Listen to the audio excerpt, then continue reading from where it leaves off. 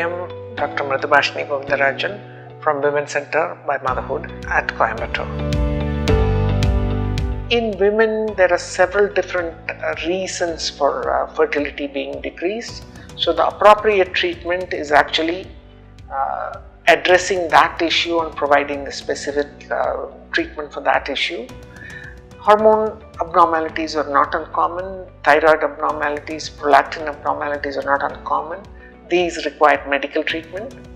And if ovulation does not happen, production of the egg is not happening, that can be resolved again by using ovulation induction medications, which may be tablets, simple tablets in the beginning.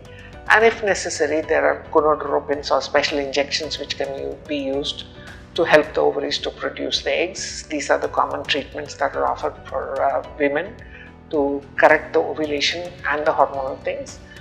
Tubal issue is a little bit more difficult. If the tubal issue is suboptimal, it can be addressed by other fertility managements. If the tubal obstruction is complete, there are only two ways it can be addressed. Surgery is one option, and medical management will be assisted reproductive technology or IVF.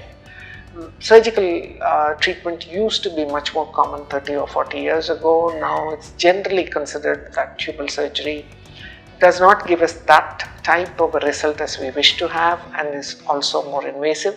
So majority of us, when we are confronted with complete tubal blockage of tubes, resort to as IVF as the next step of procedure.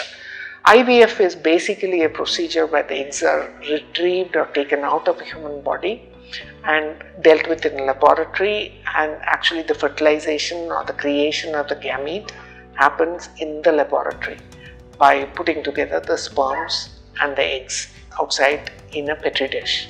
Even though we call it a test tube baby, it's usually not a test tube. In the laboratory, it's what we call it a petri dish, in which the sperm and the egg or the oocyte is combined. And we wait for the fertilization to happen for a few hours, check it in the next morning. It's actually an amazing event, and when you see it a few hours after this, you see one single cell with two nuclei. In other words, one nucleus comes from the father, one other one comes from the mother. This is the earliest human being, and we today have the capacity to look at an earliest human being under a microscope as a single cell. And that's the amazing part of what we are doing today. And that grows very rapidly. In one day, it becomes a 4-cell embryo.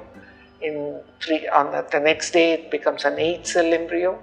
And in 5 days, it becomes a ball of cells. And progresses beyond and differentiates into cells that form the baby and the cells that form the placenta and the other things that go with the pregnancy.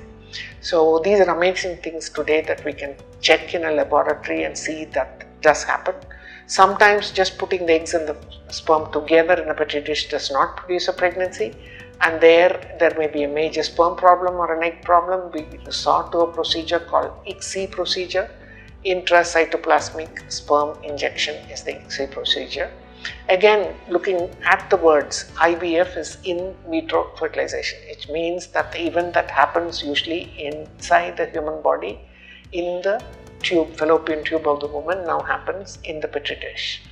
ICSI is where the sperm does its work going inside an egg and creating an embryo or the first human being. If that does not happen naturally because of a defective sperm or an egg, we resort to ICSI procedure, where we help this procedure to happen by working under the microscope. ICSI procedure is a micro manipulation procedure where we insert using very fine needles, take a sperm and insert it into the egg, and that's how an embryo gets formed. The next day you look at it again, an early embryo is formed.